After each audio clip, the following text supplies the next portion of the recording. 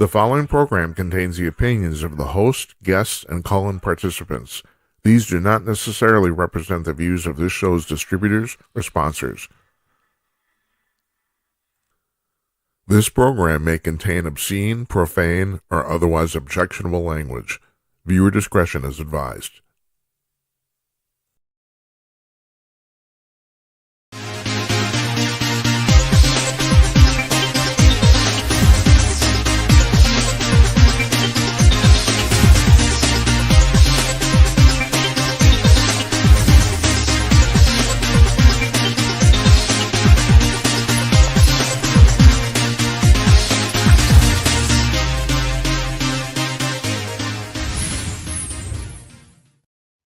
Yes, coming to your cordless, everybody. Up to the satellite and down to your phone. It's Thursday night, April 18th, 2024. It's 11 p.m. on the East Coast of the United States, 8 p.m. on the West Coast, 2 o'clock in the afternoon at the Sydney Opera House, and 10 p.m. Central Daylight Time here in Elon Omar's district in Northeast Minneapolis. I am Jim Peters, and welcome to another edition of Jim Peters Tonight. If you're keeping the score at home, it's episode number 108. Oh, yeah. We got it going on, man. We do. Yeah. Got a lot of stuff going on. It's good. It's good. All right. So what do we got tonight? We got Leigh Richardson is joining us. She's the founder of the Brain Performance Center in Dallas.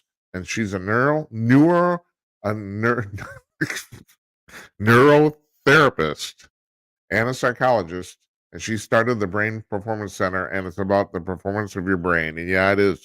So we're going to talk to her about a whole bunch of stuff. We're talking to her about obesity. We're talking to her about loneliness. We're talking to her about how bad diets end up making people depressed. We're talking about the soul, all sorts of stuff. So you want to stay tuned for that. So that's tonight. We don't do shows on Fridays. Next Monday, we're not doing a show either. We're taking the Monday off. Here's the reason. I got a good reason. We are putting in a new internet system, fiber optics, in our studio.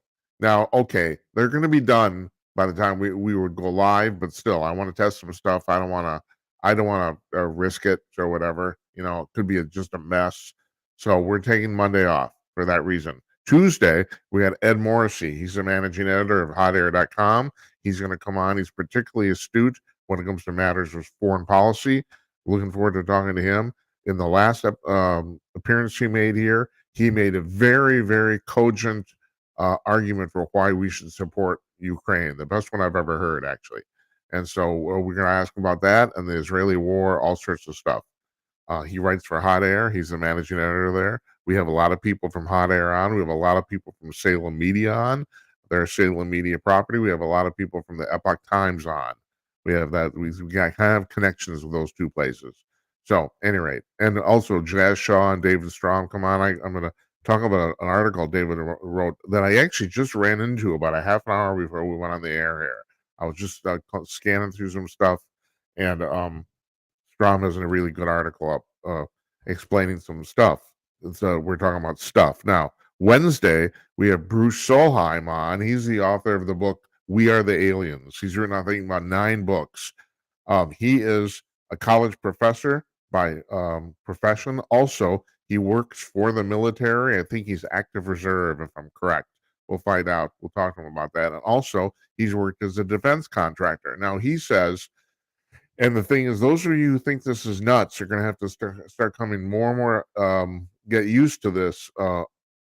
He says he's been contacted by extraterrestrials, too. Now, we had who was it? Bruce Rapalano was on a couple weeks ago. He says he's talked to the ETs. Kathleen Martin is coming on Thursday next week. She says she's talked to the ETs. Yeah, as a matter of fact, if you're into the UFO stuff, man, next Wednesday or Thursday is like, that's gold for you. So Solheim's coming on, and he says he's talked to the ETs. That's on Wednesday. On Thursday, Kathleen Martin is coming on. She is the niece of Betty Hill, of Betty and Barney Hill fame. The first basically documented alien abduction in American history is 1961. And also a lot of circumstantial evidence. And we'll talk to her about a story, something that happened there, which Stanton Friedman, who was arguably the best UFO researcher in the world until he passed away a few years ago. He said was the smoking gun of ufology. He said there's something that happened to the hills that basically, especially Betty, that a lot of people think, including me, proves that the abduction phenomena is real. And so we're going to talk to them. But I've been reading Kathleen's latest book, which is called Forbidden Knowledge, and in that book, people are starting to spill this shit now. And you could say it's shit. I mean, that's that's as obviously you can draw your own conclusion. But more and more people in this book, she said she's been talking to the aliens, and she never wrote this book previously because she was 16 when Betty Hill was abducted, and she knows the story. I mean, she literally talked to her aunt the day after it happened, and she decided based on that experience to basically become a professional UFO researcher. She's devoted her life to that, and she said she did not write this book until recently, 2 years ago. Matter of fact, it was updated last year. It came out in 2022, and then she added more material in 2023. She didn't write it because she thought she would not be taken seriously by the UFO community. It's interesting how that works. We had a Bigfoot panel on here, a couple months ago, and Larry Newman, a good friend of mine, and Larry is a Bigfoot investigator for the Bigfoot Field Research Organization. And we should point out, okay, they asked Larry to do that because Larry's a former police investigator, so he knows investigative procedure. And he said when he started with them, he did not believe in Bigfoot. He said, "Well, I'm going to do this, whatever. I will do in these investigations. I will do them cold and hard, but I don't really think there's anything to this." And after working with them, especially, he said he watched a family of Bigfoot through an infrared camera in the middle of the night in the forest of the Ozarks for an hour, and he said he was sold on that. That convinced him that Bigfoot is real. Anyway, it's the same thing with the UFO people.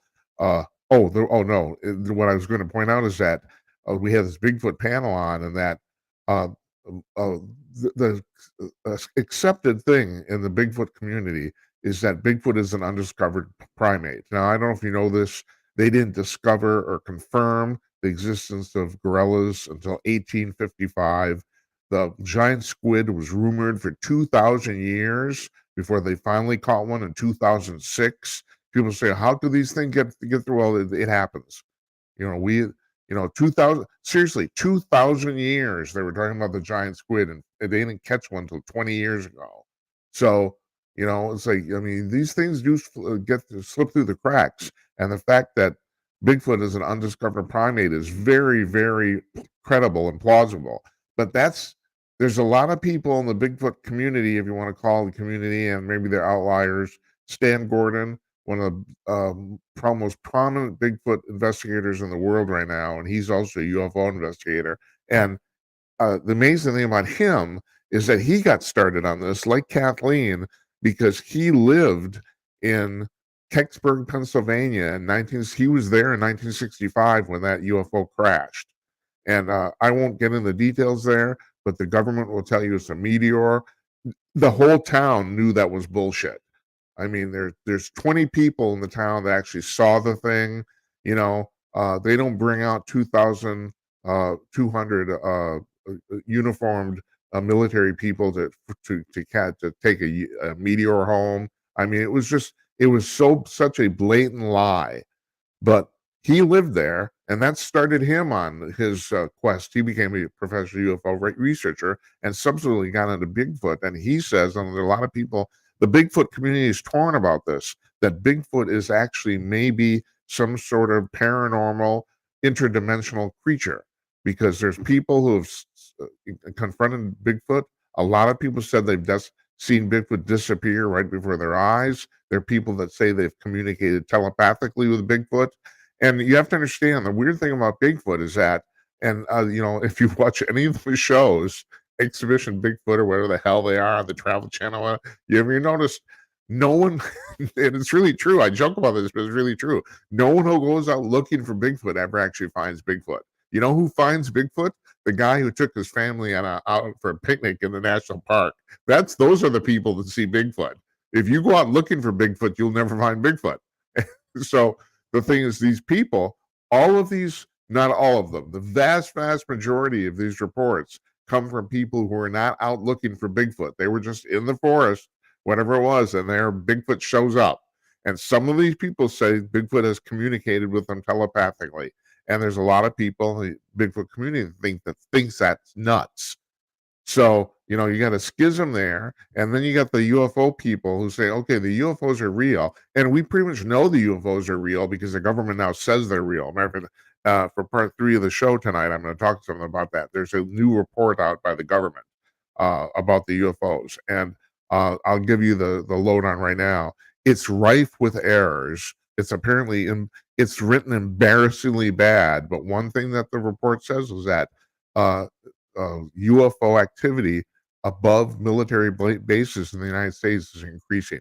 So, so the government is acknowledging this now. Okay, so but now you have people like Kathleen and Bruce Solheim are coming forward and saying, well, no, the ETs are actually talking to me. They're communicating with me.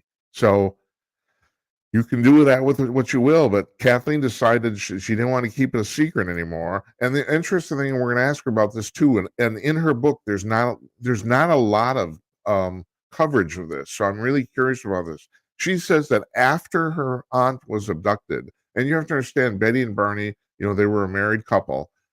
They handled this two very different ways. Barney kind of cracked up. He had a very hard time handling it. I guess he finally came to terms with it later in life. He finally did and was able to kind of like go on with his life. But in the short term, in 1961, after this happened, he had a very hard time. She was kind of in wonder of the whole thing. She found it kind of fascinating. And also, they did have, this is not really reported because the thing about their experience that's really groundbreaking is that they were put under hypnosis. They're the first people ever hypnotized to obtain their memories. But they did remember some of it consciously, and that isn't talked about very much. So they knew even when they got home that something really, really weird had happened to them.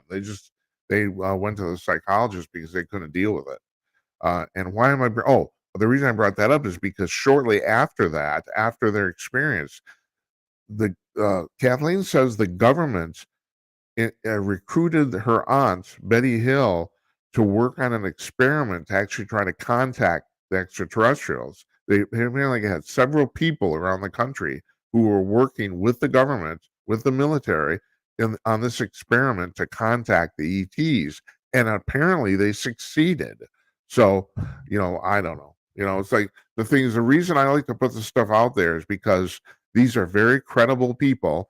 And I mean, even Kathleen says the reason she didn't write this book is she knew it would ruin her reputation. And she thought, well, the time was right that maybe I can grin and bear it. And it does. It ruins people's reputation.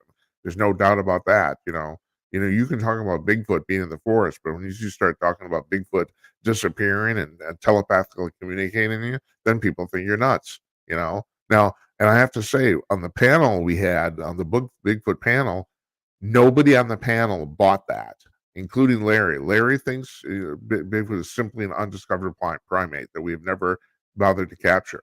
There is a report that's a rumor that's been flying around for years that during a major California wildfire, that the U.S. government actually rescued a Bigfoot from the fire, and that they hauled it away somewhere. There are people who say they actually saw that happen. So I don't know. It's like, and then the question is, well, if the government has a Bigfoot, why wouldn't they publicize it? But there's a really, really good reason, and that is people brought this up. Bigfoot would be an endangered species, and if you categorized it as such, it would basically halt all logging in the United States. You wouldn't be able to log anywhere, basically, because of Bigfoot. So there's the government. You could say the government has a vested interest in keeping the secret. There you go. So we're off on Monday, Ed Morrissey on Tuesday, Bruce Solheim on Wednesday, Kathleen Martin on Thursday. That's next week. Now we finally the last 2 nights we've been off the air on Blog Talk Radio. We have not been able to connect. It's working tonight. So you can, these numbers here at the bottom of the screen, This one, the audio, you can call in 563-999-3435. Love to talk to you. We, our interview, excuse me, our interview with Leigh Richardson was pre-recorded this afternoon, so we won't be taking any calls during it. But before or after, call in. Great, terrific, call in. We got a text from somebody last night. Matter of fact, it happened after we were off the air that said somebody really wants to talk to me about the alien thing. That's fine. Call up. Also, you can call up with your webcam right here, jimandknight.com/call. I know this is unusual. People aren't used to this. You go to a browser web page to connect your camera. You click a big blue button at the top of the page, and that will connect your camera to our virtual studio and put you in the queue. And then we'll put you in. Now, I don't. This is a master of the obvious shit. If you call up with your camera, your picture's going to be on the screen. You're going to be on the show. Got it? Okay. I mean, I encourage you to do that, but a lot of people don't want to do that. And finally, you can text us right here at this number, 408-458-5088. We get the text in real time. Like I said, we got a few last night. Wonderful. Last night, our guest was Jeff Meyer. It was supposed to be the dynamic duo, but Jennifer Oliver O'Connell, she put the wrong date in her calendar. That happens. It's like we have people coming in and out here all the time. It's like it should happen. It just happens. Okay, so what happened today? Let me tell you what happened today. Hold on. Let me get my outline going. I'm thinking about. I do not use a teleprompter, and I don't read anything on this show. Maybe you figure this out. This is not a radio show. This is a video television program, however you want to call it, internet video, whatever. Okay, and we broadcast the audio on Blog Talk Radio live in real time. We do. You go to Blog Talk Radio right now in the live directory. We're up there, and you can listen, but it's primarily a video show. And those of you who are listening on Blog Talk Radio, yes, I reference pictures sometimes because we put pictures on the screen. And you can't see them. But my point is, I've been thinking about getting a teleprompter, even though I don't actually read anything, just to put the outline up so I don't have to constantly look down. So I'm talking to myself. So anyway, let me tell you what happened today. What happened is that they seated it's 12 jurors for the Trump bullshit trial in New York City. And that's not news. Matter of fact, that's my point here. I'm watching Norah O'Donnell on the CBS 3 News at 5:30 Central Time. And she starts with breaking news. Breaking news. They have jurors for the Trump trial.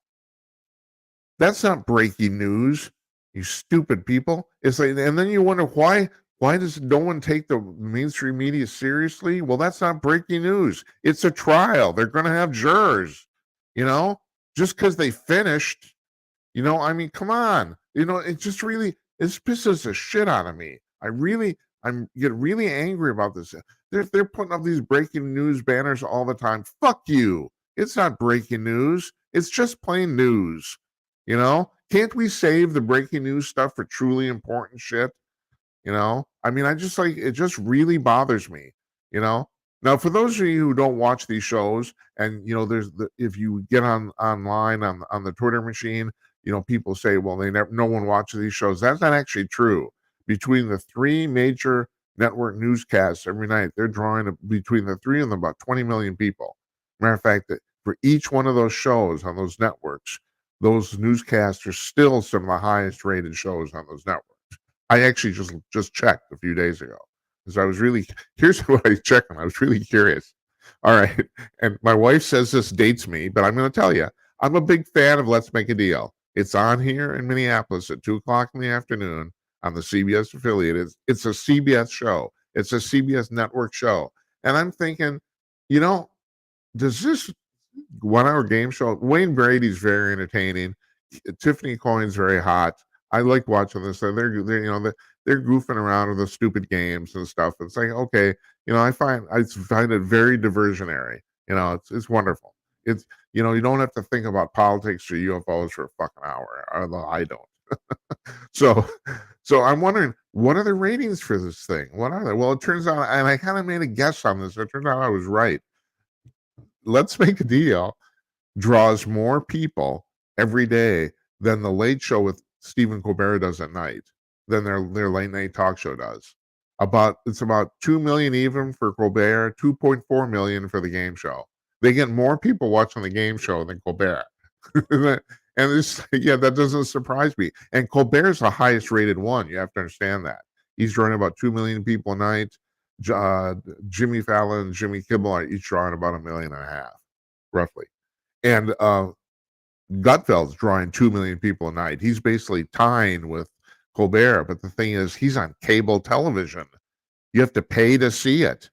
So it's actually that's pretty amazing, you know. Gutfeld is, I think, the number 5 rated show on all cable television. And I'm not talking about cable news. I'm talking about cable television, like including ESPN and history and the stupid Hallmark movies and all that stuff.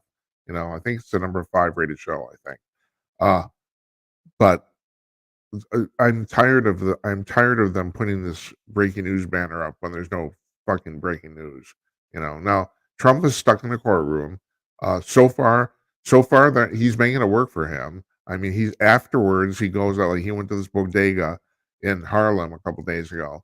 People went nuts. I mean, the crowd who showed up, it was unbelievable. Hundreds of people showed up. Now, I'm going to be perfectly straight here with you. That was an arranged visit. He told them ahead of time he was coming. So, okay, fine. But still, I mean, it was unbelievable. And then, of course, Biden went to a gas station yesterday and nobody's there. Now, I'm laughing about this, but I've looked at this. This is one of the reasons I think the 2020 election was rigged. I've said this before. I don't have any proof, but to me, this is solid evidence. And that is, he got 81 million votes, supposedly, and yet with one exception, one single exception, 5 days before the 2020 election in Pennsylvania, where he drew 900 people, with that one exception, he didn't draw more than 200 people to any campaign event during the entire campaign. Now, they will say, oh, it was COVID. Yeah. Well, Trump was drawing an average of 20,000 people at every campaign event. 200 versus 20,000. Do I have to do the math for you? I think 200 is 1% of 20,000, I think, off the top of my head. And so you're going to tell me this guy won? I have now I've been in the entertainment business my entire life. I understand these figures, and especially people who are in the campaign business, they will tell you that especially when you get close to the election, like within a weekend, the crowd sizes really seem to indicate who's going to win. And the thing is, there was never any question. This also happened in the 2016 campaign.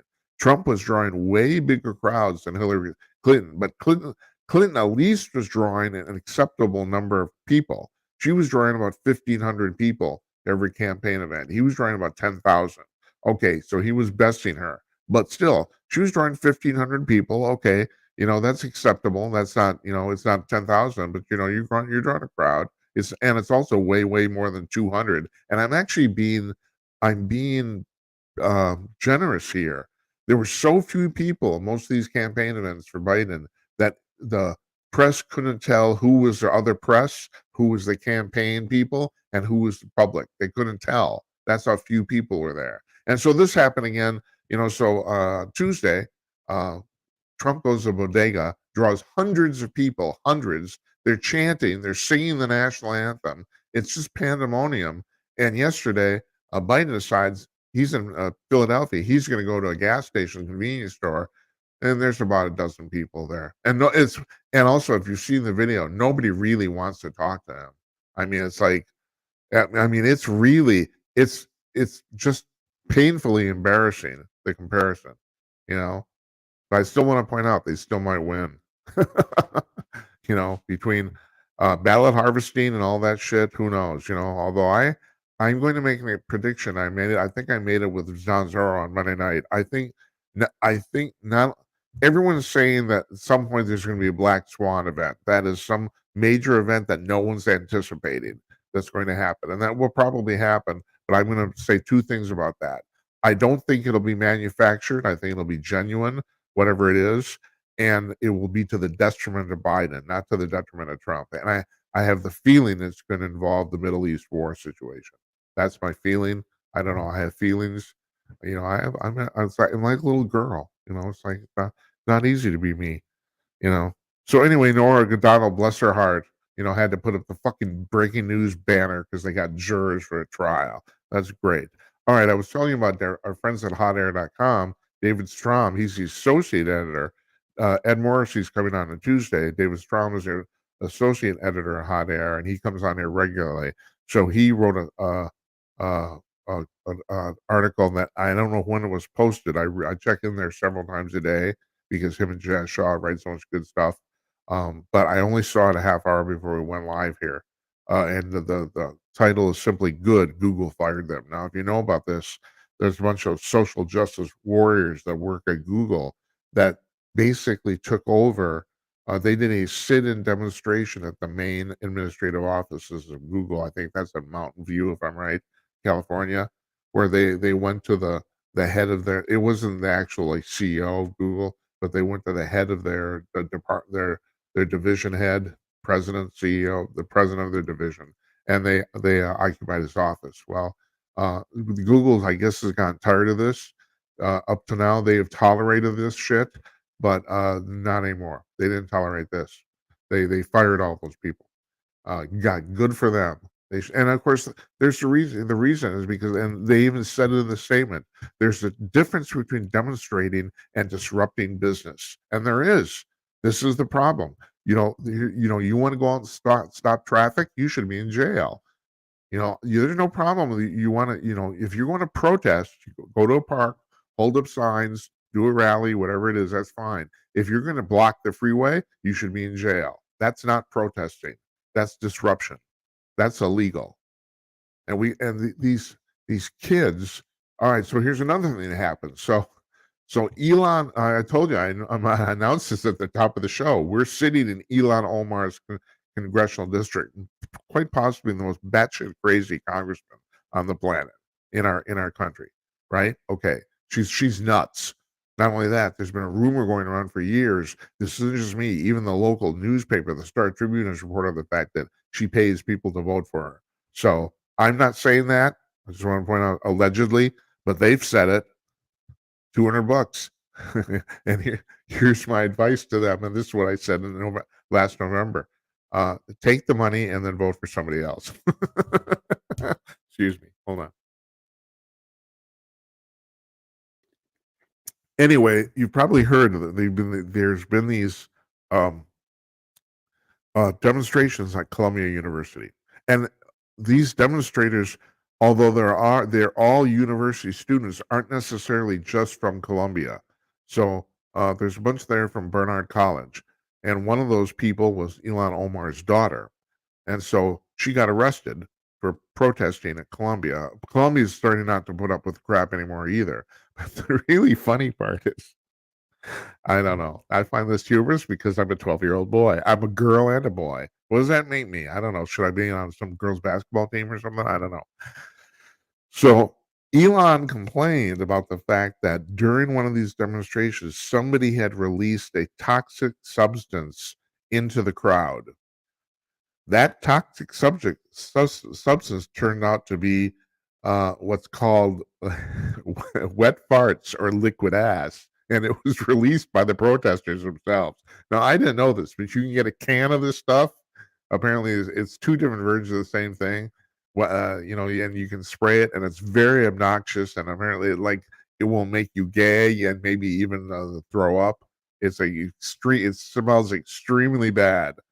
But it was not there was nothing nefarious there. The terrorists, I'll call them terrorists, sure. The student terrorists did that themselves. She's complaining about it. I just find that funny. Oh my god! I mean, I don't know if there's people in town here who really, really want to get rid of this woman. I mean, there's a apocryphal story, but apparently it's true. So I'm going to say allegedly, but I've heard that this is actually true. That after she was elected to Congress, but before she went, a bunch of clergy people in town here got together with her and said, "Look, you got to cut out this anti-Semitic Jewish hate shit right now." They said you can't do this on the national stage. Well, it turned out they were wrong. You can, and she did, and she's getting away with it. It's like, yeah, the woman hates Jews. I don't know. Yeah, I can't put in any more plain than that. You know. Oh man. So anyway, Jeff Meyer was on last night alone. He was supposed to be on with Jennifer Oliver O'Connell, but he was on alone. We had a great discussion. Fantastic guy. He's just full of really interesting ideas and thoughts in his head. And so he was talking. I want to reference this. It was a passing thought on his part. But still, I was going to go back to it during our conversation. I never had a chance to do that. So I kind of wanted to address it now because I think it's pertinent to some stuff that's going on in the country. We were talking about the fact that hypothetically, could the president, let's say Trump gets in office, could you fire like 90% of the people who work at the Department of Education? And I asked that not as a rhetorical question. I was actually curious. And Jeff said, well, look, Reagan fired all the air traffic controllers. And so those of you who don't know what he's talking about, this is Reagan became president in January 1981. And I think this happened about 3-4 months into his term, if I'm right. It was brand new. So the air traffic controllers who work for the Federal Aviation Agency, which is a department of the government. These are all the air traffic controllers all across the United States. They decided to go on strike. Problem. According to their contract at that time, and I think this is still true, but I knew then it was, their contract specifically said they couldn't strike. And their stance basically was, well, what are you gonna do about it? Fire us? You know, you need us. You need us to land these airplanes. You can't get rid of us. And Reagan basically said, fuck you, and he did. He fired all of them. Now, I want to be specific here what happened. Reagan announced, he got up and said, he announced that he gave them, I think it was 72 hours to come back to work. He said, anybody who comes back to work gets to keep their job. And they didn't believe him. They thought there's no way in hell he's going to fire all of us. No way. Well, about 5% of the striking workers went back. Now, and not only that, those people that went back, not only did they keep their jobs, they almost all got promotions. Because what happened in the aftermath is, of course, now you have an entire air traffic control system that's unmanned. And at that time, in 1981, it was not computerized. It could because we didn't have computers were shit in 1981. So it was all done manually still. So they sent in a bunch of military air traffic controllers, and the people who actually came back to the jobs and busted the picket lines actually got promotions. So they became the supervisors, and no planes crashed. And I don't know how many people this was. He fired thousands of people simultaneously. And Jeff's right. So the president has the possibility, has the ability to do this. And my thinking, talking with Jeff last night, was that, well, the president is the chief executive of the United States, and part of the executive function is hiring and firing people. Like, here's the example. This is the example we're talking about the Department of Education, and that is, I don't think the president can defund the department. The funding is set by Congress, but there's two things. He can determine how many people work there. So, like, if there's 10,000 people in the department, he can bring it down to 50. He could do that, and also, secondly, even I don't think he's obligated to spend all the money that's allocated. I mean, you're given a budget, that's the maximum, but I don't think there's any minimum. There's nothing that says you have to spend that money. So, there's a lot of people saying, how can Donald Trump defeat or bust the deep state? And that's the way you do it. You'd have to literally you folks realize that, the Biden administration is touting all these incredible employment numbers. Now, I have to admit, at this point, I don't even buy the numbers coming out of the Bureau of Labor Statistics or the General Accounting Office. I think they're lying now too. I do. I think the whole thing's become corrupt. But that said, a lot of these numbers are technically true. But here's the thing. So all these employment numbers, you heard all these jobs have been created, and this has been consistent from what I understand in the last 3 years. Uh, a quarter of these jobs, 25% of them, are with the federal government. They're federal government jobs. They are ballooning the size of the federal government, just to massive amounts. So I have no idea how many people work for, like, just as an example, the Department of Education. I don't know, but are those people necessary? My guess is 95% of them are. Well, first of all, that department I used an example, and Jeff and I were talking about because a lot of people think it shouldn't even exist, and I'm one of those people. I agree.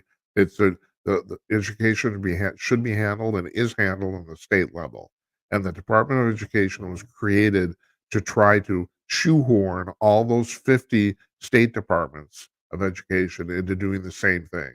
Well, bullshit. You know, why? Why do we have to do this? You know, I don't talk about abortion on the show very much. I'll be perfectly blunt. I'm very torn about it. I am.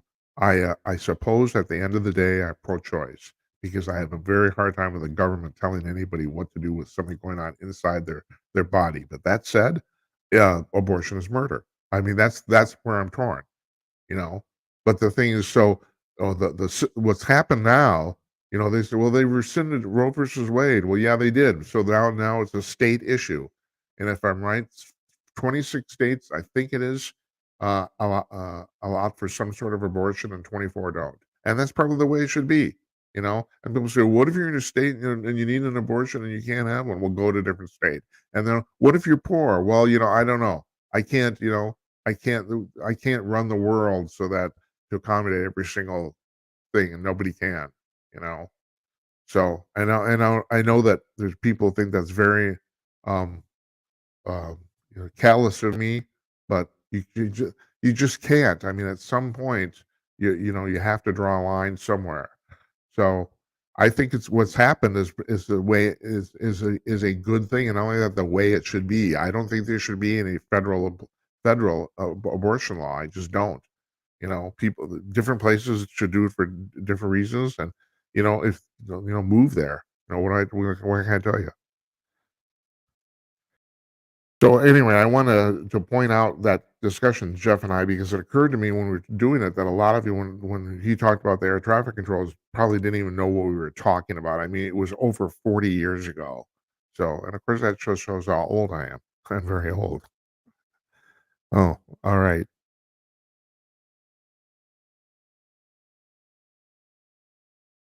Okay, this is not true. This is something that passes through the cracks of the mainstream media that you won't hear. So, you know, you've probably heard if you heard Biden's State of the Union in February. You know, it was, well, let's not talk about his delivery, but you know, he said that he wants to build a pier on the Gaza coast to get humanitarian aid into Gaza, and that he was going to send the U.S. Army over there to do it. Now, somebody pointed out, you know, he said, "Well, no, we're not no troops on the ground, but don't you have to put troops on the ground to build a pier?" Yeah, okay. But even besides that, here's the thing. The Army and the Navy. Now the Army has boats too. So the Army has its own Navy, and then there's the Navy, right? Okay. They have tried to get boats over there to do this, can't do it. The it turns out that some of our boats are so badly equipped and have been in mothballs, have been basically sidelined for so long, they basically aren't working. Like we sent one boat over there, it started on fire on the way there, had to turn around and come back. So I think it's Beej Walburn on Hot Air wrote about this today, about the fact that they have not been able to get a boat successfully over to Gaza to do this. Now, what does that say about our military? What the hell? What is that? We have boats that are so decrepit they can't even like sail. And apparently, this has been a complete comedy of errors.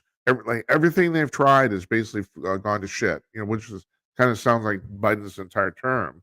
But yeah, what the hell? Where's all our money going? What is the budget of the Defense Department like? Something like $4 trillion or something like that. I mean, God's sakes! I don't. This is the part, you know. And then I see this thing that what the some contractor, and apparently they paid for it, charged the Department of Defense uh, $90,000 for a bag. I'm talking about basically a gallon hefty bag of washers. 90,000 bucks. I thought they were going to say 1,000. I'd be shocked. It was $90,000 for a bag of washers, and that you could probably buy I'm guessing based on what I know, you could probably buy that bag at Home Depot for $30. That's my guess. They charge $90,000. Geez, I wonder where all our money's going. It's unbelievable. Unfreaking believable. All right, folks, we're gonna run the interview with Leigh Richardson, which you will find fascinating because I found fascinating. I love talking to this woman. She's got a great smile, and I told her, I even told her at the end of the interview she has great teeth, and she does.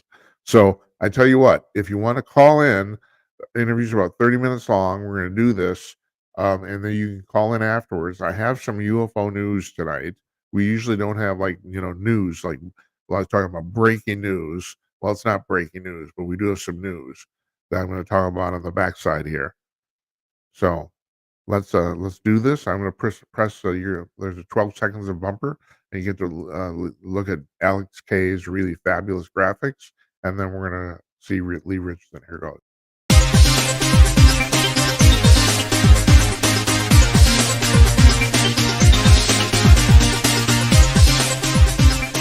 Joining us from her office at the Brain Performance Center in Dallas, which she started, Leigh Richardson, PhD. Leigh, how are you? I'm well, thank you. Okay, so first off, how'd you end up starting the Brain Performance Center? Well, I used to be in human performance, resources, and I have two boys, and one got hit by a car, and we started experiencing some difficulties. So I switched to the brain performance world.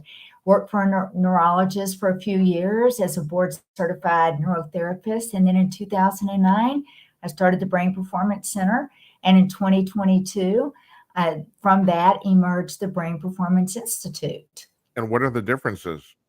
Well, at the Brain Performance Center, we work with individuals, ADHD, autism, depression, anxiety. And at the Brain Performance Institute, we work collectively. We work with organizations to create psychological safety, create more of a neurodivergent strategy within the organizations. Okay, so all right, what exactly is neurotherapy? Could you explain that? And neurotherapy is it includes several well technology today it includes several different things, but it's a way to train the brain to get into a regulated state. And another term for neurotherapy is neurofeedback. And now we've got neuromodulation and neurostimulation, but it's all of that. And then we use coaching and counseling too. So you come at it from both a technical and a human standpoint to create the change, the behavioral changes in the brain and in the person's actions. Okay, so I have a question here. Now, you said in your biography that you ended up in the emergency room a couple times from brain-related injuries, correct? And I have. I've been in ICU twice. Yeah. All right. So here's my question. I know that there's people who have been in accidents where the vast majority of their brain is basically like gone, and yet they still function, right? They still seem to be okay. Can people train themselves to bypass parts of the brain? Can you do that with neurotherapy? Well, people can create neuroplasticity in the brain, and neuroplasticity is the brain's ability to change. Uh-huh. And we can all do that. If you'd like the last year, the last couple of months I was doing my PhD, I decided I'm not going to use my right hand for my mouse anymore. I'm going to use my left hand. And that was a lot harder than I thought it would be. But that changed the way the brain, that the hand-eye coordination, the brain had to learn how to do new things. And that's how you create neuroplasticity. Do you mind if For I ask how long did that take you to learn that? well, I did it for a couple of months, but Uh-huh. you create neuroplasticity if you love to cook. Is there a cuisine that you've never cooked? I love Thai food. I've never cooked Thai food. Cook some Thai food, you know? For Yeah. instead of brushing your teeth with your right hand, brush your teeth with your left hand. Well, that's interesting. All right. Okay, so all right, before we get into the thing about the food thing, which really, I mean, that's the primary reason I wanted to have you on here, and also because I have been going on, and this is entirely anecdotal. I do not pretend to be an expert like you. I've been going on for quite a while about the fact that there's essentially, from what I can notice, there's an epidemic of loneliness in America. There's way, way too many people who are lonely, and I think it has an effect on just a whole bunch of stuff. So, first of all, am I right about that? You are absolutely correct. In May 2023, the U.S. Surgeon General declared loneliness a state of urgency. And I believe the figure was 1 out of 2 people are lonely. And when we're lonely, we disconnect, we disassociate, we shut down. It's not good for the brain, it's not good for the body, it's not good for anything. Okay, but is it the chicken? Is it a chicken and the egg thing in the sense that are we lonely because we've disconnected, or do we disconnect because we're lonely? Well, the chicken and the egg, that comes into play with a lot of things. And I think that what I read the Surgeon General's report, and I think that what it was more focused on was as a result of being in isolation. And that isolation, there was a cause for that. The COVID was the cause. And we were put into isolation. And for honestly, I had a lot of clients that they were so happy that they didn't have to go into work, that they could work from home. And for some people, that really gave them a sense of comfort. But then, I mean, during that time, I couldn't go to the gym. I couldn't go to church. I couldn't go to the Starbucks and sit down and have a cup of coffee. And that creates a feeling of being disconnected. I can't tell you how many clients I haven't said, are you, you're still grieving for before. And they're like, yeah, I want my normal back. And normal's gone. We've all got to create a new normal. So it affected people two completely different ways, correct? It did. I think for some of us, it was comforting, it was reassuring, but it kept us within the world that we wanted to stay. And at some point, you realize that, I am lonely. I saw a statistic that said there are people that haven't talked to a human being for it was more than a few days. Yeah, And I've I seen thought, that too. and how can you not talk to a human being? We don't have to. I mean, anytime I get in the car and I'm going to figure out where I go, what do? I pick up my phone and I put that address in. And it's so easy to exist within ourselves and to become so insular. And I think it is easy. And we all like to take the easy. Well, the thing about being lonely is that, I mean, there's an old sketch from Saturday Night Live, where they did an app, and the idea is like app's called Go Outside, and the idea is you want to meet people, go outside. So, but the thing is, it's for a lot of people, it's not that easy. I mean, if you're lonely, if you haven't talked to somebody for 5 days, there's a good possibilities because you have nobody to talk to. So how do you like? I mean, in some ways, it's a really simple problem and solution, and in other ways, for other people, it's unbelievably hard. What do you do? I It mean, is unbelievably hard. And I saw a statistic for the Gen Zs that their lack of friendship. And it is, and I found the older we get, the harder it is to make new friends. And you've got to get involved. You've got to find something that you believe in. Or for me, the animals, that always works. And you've got to have a sense of community. And even if you don't have to be the loudest speaking person in that community, you can sit on the sidelines. You can hang back a little bit, but you can participate. And as a result of participation, you can feel included and you can feel that you have a community to belong to. And without a sense of community, you do feel lonely. I mean, and it comes down to a sense of purpose. We all have to have a reason to get up every day. yeah, but you just touched on this, and that is about young people and Gen Z and their goddamn phones. And of course, I'm an old guy now, and I'm going off of the people that getting on my lawn. But I do have to tell you, without going into too much detail, I was one of the developers for social media, and I have to admit, I regret my involvement. I think it's done way more harm than good. I really do. And what's your take on that? I mean, we have a whole generation of, well, I'll call them kids now, who basically are like completely glued to their phones and they don't actually talk to real people. And I think it's disgusting. You Well, know, I think social media has it's created a comparative society. And when you compare, you got a winner and a loser. And I don't like that.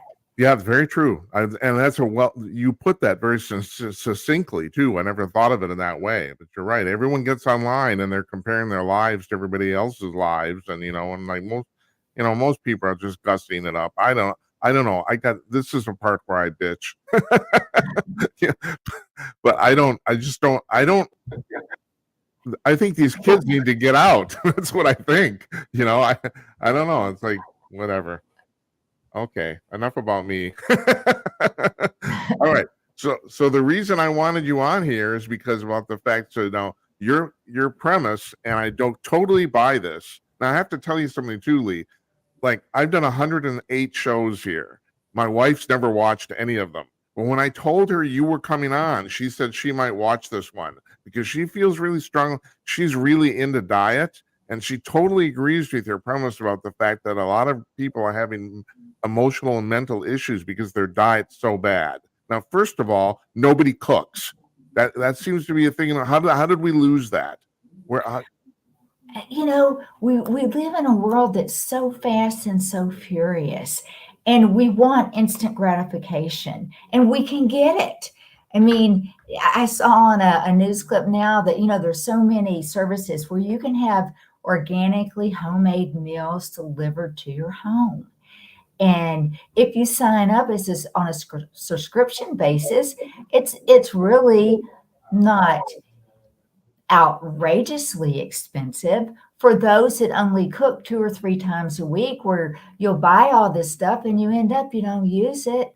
And so, it has a lot of different views, but I think that we all are stretching ourselves too thin. We work, the motto for the last couple of years has been, well, work hard, play hard. Well, what about some me time? What about some calm time? And I think that we push ourselves so hard that by the time we do have me time and calm time, we just want things easy. And, it's easy to get DoorDash. You don't even have to plan ahead. And Uber Eats, and not that one is any better than the other. I don't use either of them, Yeah. but it is so easy. You don't have to cook. Well, so what do you know, or have you folks isolated what it is in particular in fast food and processed food that's maybe screwing our brains up? Well, I have a rule. If I can't pronounce what's on the back of the wrapper, I don't eat it. Uh, And it's not real complex, but if you've ever looked at the back of a can or a wrapper, and I can't even say those words. It's synthetic chemicals, and those are not made to be digested. Your gut is your second brain.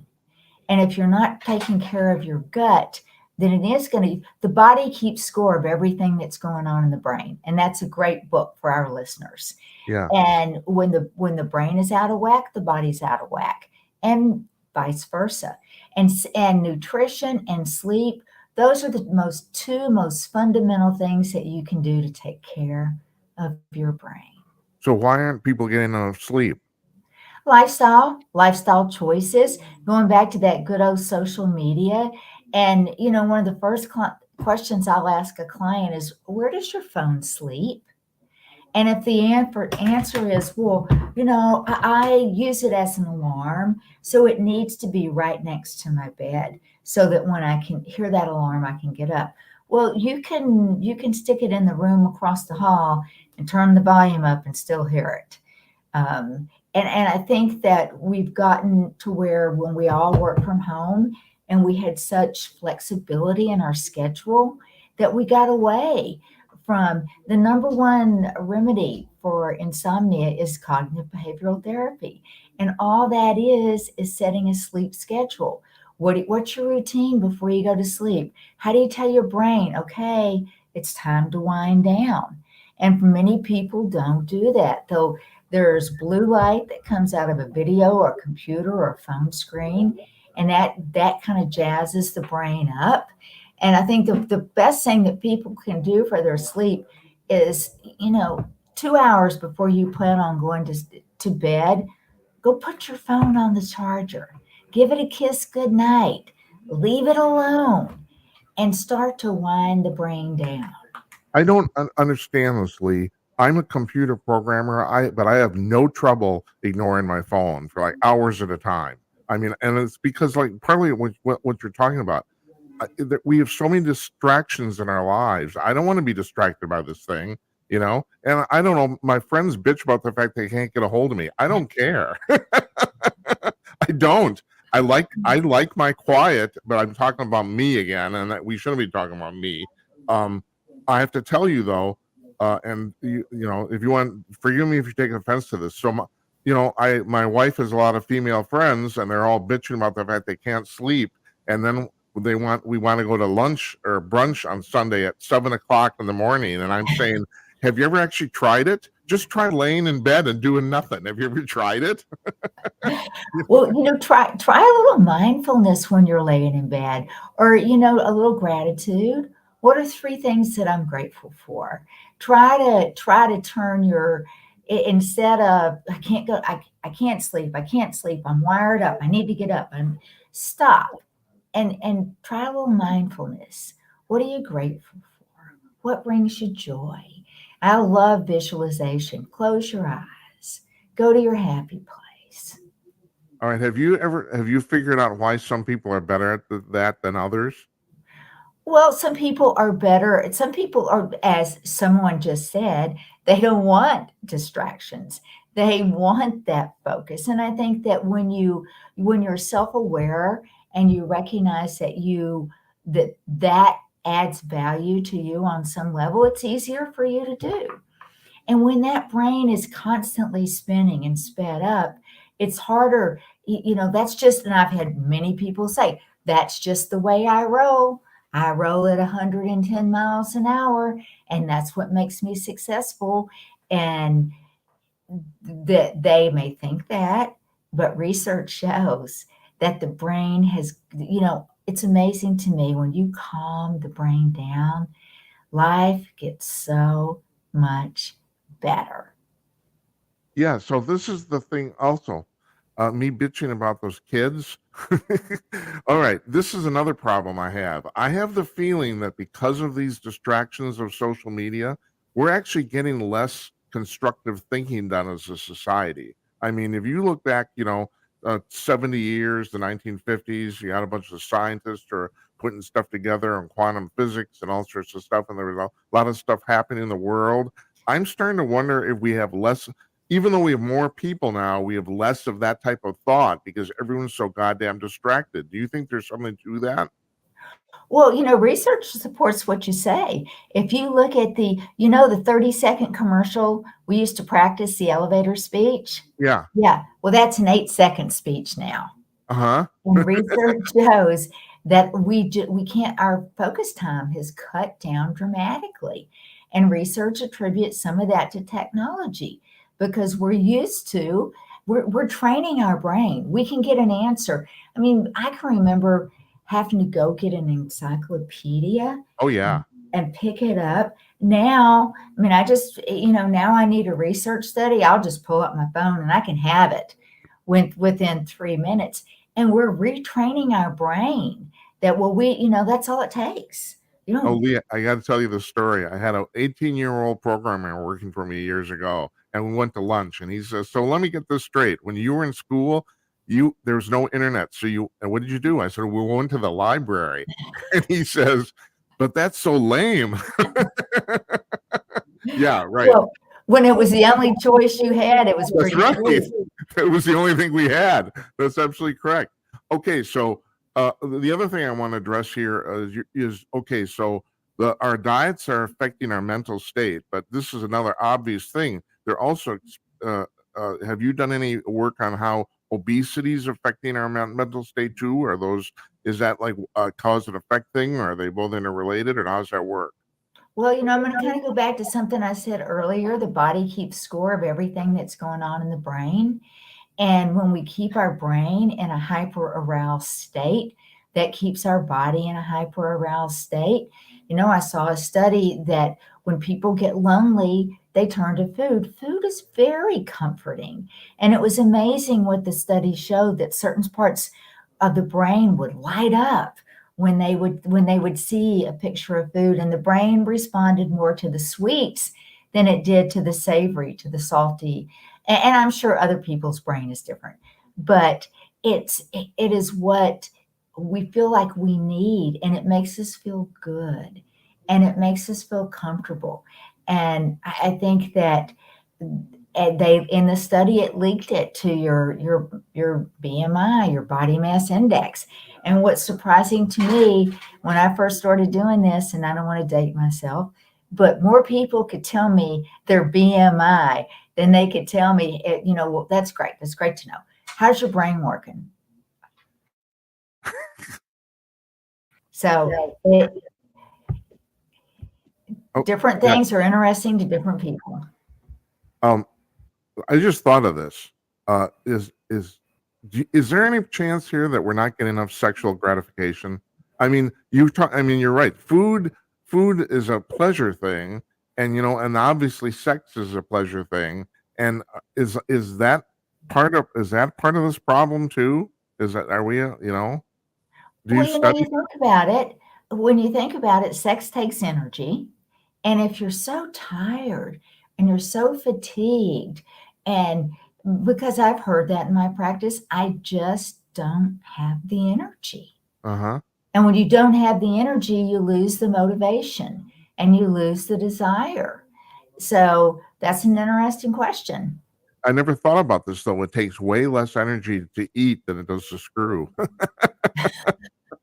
It does.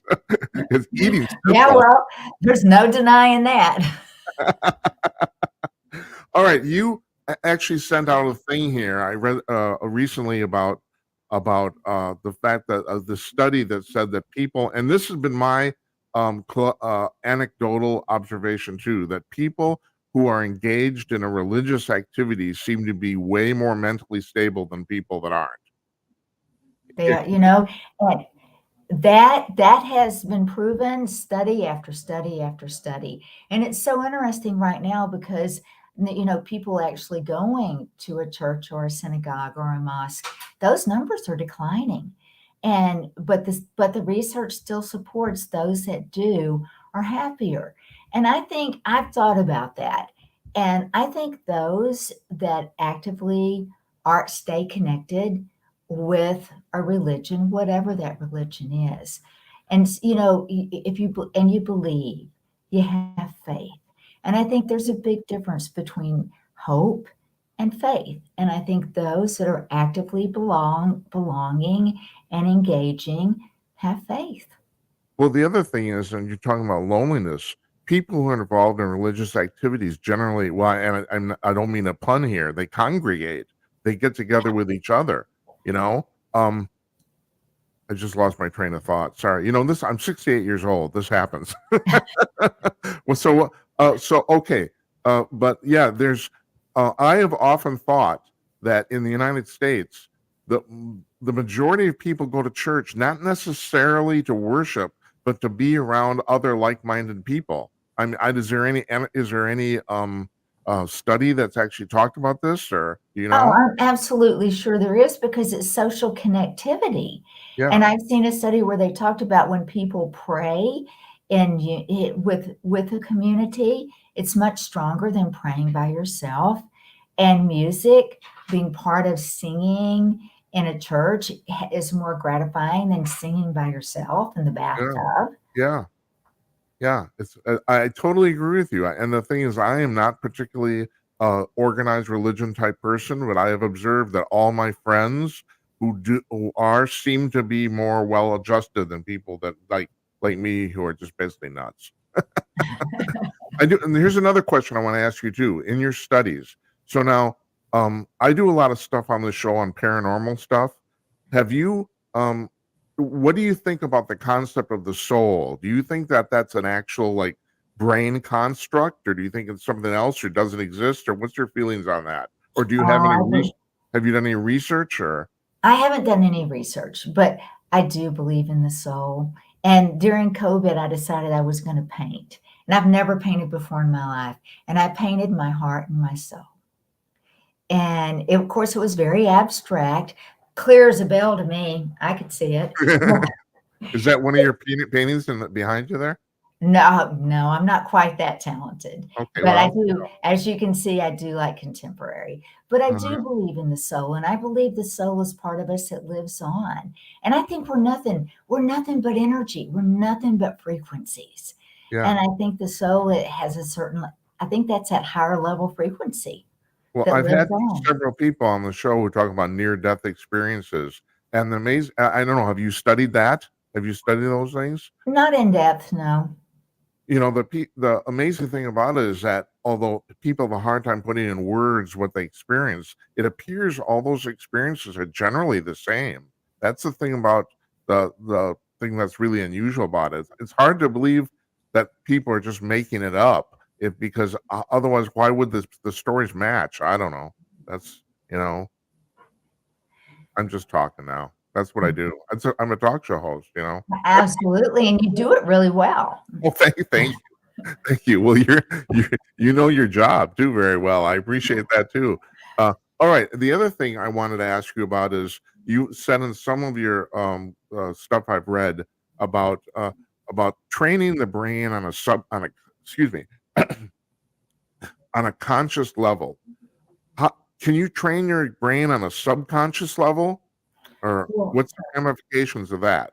so, and that's what we at the Brain Performance Center we do is we train the brain on a subconscious level by creating change, how the brain's wiring and firing, getting that autonomic nervous system back in balance. Uh huh. And when you get balance between the body and the brain and the intracellular communications, then the subconscious level can start to let go.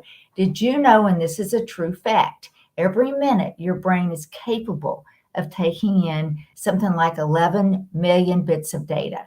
And research says that you can hold between 40 and 126 bits of data on the conscious level. And I believe it's 40, but it doesn't matter. We don't have to do the math. Where all the rest of it goes is to the subconscious. And that is where trauma lives. That's where disappointment lives. And the way that the brain processes information is it turns it into a story. It writes a story. Now here's the kicker. The brain doesn't have to have accurate information. Oh, I'm thinking through this. I've got to think through this. I've got to get this out of my head. And okay, well, what happened? Well, this happened. Did it really? That's a question. So, and a lot of that is the subconscious. And with talk therapy, with coaching, that's how you create change more on a conscious level.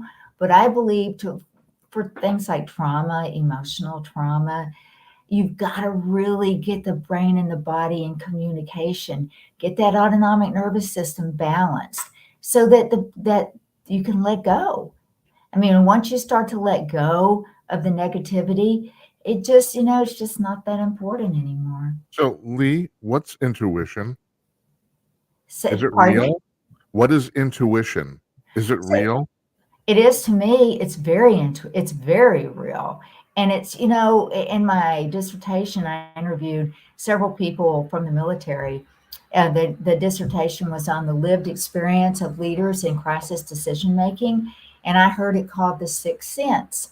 I mean, I heard it called many different things, but intuition is real. And I think it comes from situational awareness. And that's not that fancy. I can remember when I learned how to drive and I would always get lost. And my mom would say, well, were you looking for the landmarks? Was there a 7-Eleven on the corner? And no. And once I started, that's situational awareness. It's walking in, being able to read a room. And part of that has to come from self awareness. Lee, my father was born in 1904, so he had me when he was 52. He was very old, and he got his driver's license in the 1920s. I don't know if you know this, but I can't remember when until about 1940 you didn't have to take a test to get a driver's license, so that you just got one. You went down to the corner, they gave you one, right? But have you ever stopped and thought about this? And that is, so we had a whole generation of people that learned how to drive on their own, and then their kids grew up, and even if they didn't necessarily see anybody drive, it seemed like they kind of knew how to do it. Do you know what I mean? And is there anything possible in the genetic transfer of information, or is that just something that's in the air? How the hell does that work? Well, the way brain processes information makes a difference at, how your visual processing is. And some people are very good, their visual processing, and some aren't. But I do think too, some of it is in the air. When you look at different languages and you look at low content and high content communications, and that real high content, you just got to be able to sniff it out of the air. And the United States is not that good at it. Yeah. Well, why is that? Well, I don't know if it's because we're we're a newer community, and we tend to be we pride ourselves on productivity, and we streamline everything, and our level of efficiency, and the key performance indicators that we set for ourselves will tell you very clearly what we expect you to do. Yeah. Yeah. Interesting. You're a fascinating woman. Oh, thank you. And you also, if you don't mind my saying so, you have great teeth. Well, thank you. Yeah, you're welcome. All right, so let's leave it with this. So, all right, if I'm addicted to food, what do I do? Well, it's addiction is a brain disease, and I don't care if it's food, it's sex, it's drugs, it's alcohol, whatever. Anytime you start doing something and you really like it, that brain starts kicking out dopamine. And dopamine is a really feel good neurotransmitter. And that brain gets confused. It goes from, that's good. I like that. It goes, I like that. I want that. I want more of that. I need that. I need more of that. So, whatever your addiction is, from the very beginning, put some balance in there and put some structure in there. And it's hard because what's when you turn 1 years old, 15 years old, what do? You get cake, you get ice cream. We're conditioned that rewarding our behavior, rewarding ourselves with food is a good thing. And I think that it's a lifestyle choice. I encourage people to really stop and look at their lifestyle choices, and what are you eating and how much of it are you eating? And if you can just stop and think about, how could I cut back? Because it's self-regulation, and we all have to self-regulate. What, And there's nothing wrong with getting a little bit of help to help you with that either. yeah, and that's what the Brain Performance Center does, right? Absolutely. Yeah. I want one more question regarding that addiction thing and the dopamine that you're just talking about. Are young people actually addicted to social media? Oh, absolutely. When cell phones came out so strong, that was my biggest concern for addiction, was the cell phone. And it's been pushed aside by social media. And is it that people don't take that addiction seriously because it's not like a physical object or, a physical consumption? Well, I don't think that they see because I've had clients say, "Well, I don't do anything bad. I'm not doing anything bad Right. when I'm on social That's media." exactly what I'm talking about. Right. How could it be bad? I'm on my phone. Right. Until you realize that you can no longer pay attention, that you're not taking care of what you need to be taken care of during the day. You're not taking care of business. You're not talking to your spouse. You're too, and your relationships all of a sudden, they're not going so well. It's that long-term effect that we don't see right away, and we like it, and, "Oh, I like it. I want it. I need it." And so when you feel that way, stop and ask yourself, do you like, do you want, do you need your job? Do you like, do you want, do you need your family? Leigh, we're going to put a link up on our blog to your book. It's called Turn Your Brain On and Get Your Game On. What's it basically about? It's basically about just that. The first step of doing business with the Brain Performance Center or Institute is a consultation. And I would be talking with people and I would notice, they'd be looking down. And I would say, I sense some anxiety. Oh, no, no, I'm not. Or I sense some anxiety. I'm not anxious. And I'm like, it's okay to not be okay.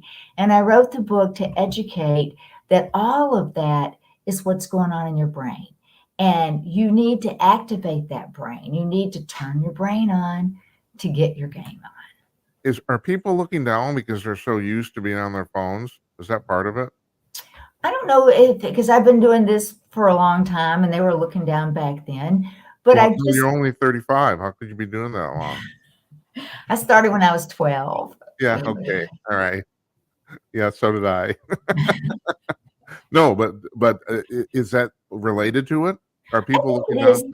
I think it is now. And I think that people, because I noticed I just came back from a conference and I noticed how many people were looking down. And I'm not saying that they weren't listening, that they weren't, processing what they were seeing and hearing on an auditory basis, Yeah. but I was amazed at how many people were looking down. Yeah, so am I just, curmudgeonly old bastard that life changes, but sometimes not always for the better. I don't know. I second that emotion. Yeah, I don't know what to say. Oh, well. You'll come back, I hope. I would love to. That's great. That's terrific. Thanks, Leigh. I really appreciate you joining us today. It's been a Well, real thank pleasure. you. And I hope your wife listened to the show. Yeah, yeah, I do too. Thank you. Yeah, Thank you so yeah, much. you take care. We'll see you.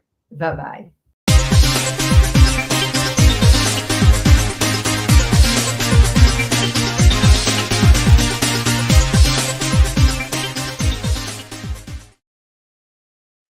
That's Leigh Richardson. She's the founder of the Brain Performance Center in Dallas. And I'm just sitting there watching this, and I thought, you know, I'm just struck by her positivity. I don't know. Some people just really strike me that way. I mean, she's a very positive person. Seems like I enjoyed talking with her. I hope you enjoyed that. Yeah. So we're gonna we have a sponsor on this show, Conch News.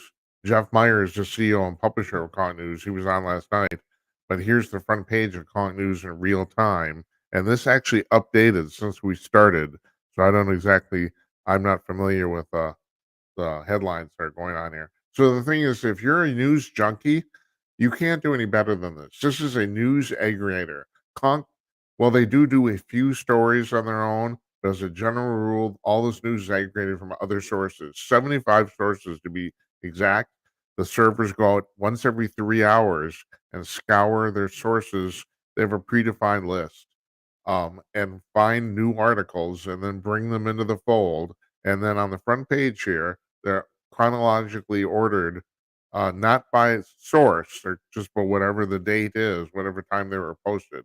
And this is basically a website, one-page website. There's other pages here you can see in the menu, but the whole thing's on the front page, and it all updates every 3 hours. The photos are from the articles themselves, and the headlines are not rewritten. Those are from the articles too. And if you click through the headline or on a photo to go to the article, you go directly there. There's no interstitial page, no ad, none of that crap. So, and this is entirely free. Not only is it free, you don't have to register to see this. You just go to conk.com. That's conk.com. If you're a news junkie, you can't do better than this. So, like I said, they go out every 3 hours. You look at this at 10 a.m., come back at 3 o'clock, 5 hours later. Most of it is different. And the stuff that was previously there is pushed down to the bottom of the page. So you you can start all over again. I mean, you can spend 2, 3 hours plowing through this. Just this one single page and all this stuff on here. So it's a fantastic resource. I use it all the time. And you try this, you'll like it too. It's at conk.com, conk.com. It's free and it's boss. It is. All right. So this is part 3. You want to call me up? You can call me at let me put the call number back up. I put it I wanted to get it off of our face there. Um oh, what did I just do? Hold on. I'm my own. I screwed this up. Okay, that's fine. Whatever. I'm the master control, man. That's me. That's what I'm doing. So, this is part 3 where we talk about all the weird stuff. And so what I got weird stuff here. I don't know if you saw this. This was in the news today, but once again, it's one of those things that kind of filters through the cracks. Dubai got more rain in the last 24 hours than they usually get in 2 years. They got 2 years worth of rain in one day. Matter of fact, it's the biggest storm there in 75 years. And you have to understand, Dubai and the Arab Emirates is one of the driest places on earth. And they got all this rain and it completely flooded the country. I mean, I saw a video from the airport. I didn't know this. The Dubai airport's the second busiest airport in the world. I wasn't aware of that. I know that's probably because of the Emirates Airlines, but apparently it is. And so they're showing pictures of the airport and there's water. The planes are plowing through water. There's water everywhere. And the roads were flooded. I mean, it was just unbelievable. It's and no, it's not climate change. It isn't. It may be global warming. I mean, I've said, there's a difference here. Global warming is real. Climate change, in the sense that humans are affecting the climate, is not real. That's not real. But you get more energy in the atmosphere, you're going to get more stuff going on. So, as the scientists who have appeared on the show have said, the world's been warming up for the past 300 years. But I do want to point out that the first half of that, there was no industrialization on the planet. So you can talk about humans affecting it all you want. You're wrong. They aren't. And people, and I get people posted on, you're mistaken. No, I'm not. No, sorry. No, it's all a big grift. The United Nations, we had Patrick Moore on the show. 2 weeks later, the United Nations puts it on their website. They say, we can solve climate change for $75 trillion. Oh, yeah, like you solved everything else? Yeah, right. Yeah, yeah. I don't know if you guys ever seen or heard of the show Snowpiercer, which I think is on on Showtime. No, not on Snowtime. It's on Showtime, and the show's called Snowpiercer, and it's about a train that's literally chasing the weather around the planet. But on that show, the premise is that the planet is going into an ice age because somebody tried to change the climate and completely screwed it up. They've talked about dumping crystals out of airplanes, all sorts of crap. It's all bullshit. It's just complete utter bullshit, and God knows if anybody tries it, there's a good possibility that'll happen too. Well, the unintended consequences might be huge. Anyway, so Dubai got a whole bunch of rain. Just want to point that out. Secondly, this is really interesting. Our friend Jazz Shaw, the UFO guy over at Salem Media, he wrote this article on Hot Air. He's the weekend editor of Hot Air. All these people from Hot Air come on, and people from Red State too. We got Jennifer Oliver Canos coming on. These are all Salem Media properties. They're conservative news service, so they own these websites. But Jazz wrote an article here on Hot Air about the fact. Now, this is really interesting. The latest, he says that there's a scientist who said that the latest variant of COVID that's crapped up, supposedly in the wild, might be proof of this is really, the logic here is kind of hard to follow, but it might be proof of the fact that we are living in a computer simulation. There's been this theory that's going around for like the last 20 years that our entire reality is somebody else's computer game, you know? So, there's no one's ever been able to prove this or even come close. But apparently, I don't. This is even he says. If you read his article, he said that it took him a couple weeks to actually process this and figure out what the guy was talking about. But there's a scientist who's saying, and apparently the deal is okay. This is the problem in evolution. You got evolution. You have random changes like the DNA, genetics of animals, and every once in a while, if one of those random changes is beneficial to the animal, it sticks, right? That's the way evolution is supposed to work. Well, supposedly, with this latest version of COVID, he said like almost all the variants of the genetic variants that have been thrown at this thing have all stuck. And he said, and the scientist that he's quoting in this article says that the only way that would happen is almost if like COVID was actually programmed to accept the variants. In other words, it knew about them ahead of time, and that's impossible. That can't happen. But he said, but apparently that's the way it kind of looks. So we're gonna post an article, a link to this article of Jack Shaw's on Hot Air. It's really fascinating, and there's a lot of implications for this. So finally, uh, we got Christopher Mellon, who's one of the big guys. He's a former. All right, I want to make sure I get this correct. He's the former deputy Secretary of Defense for the United States, if I'm right.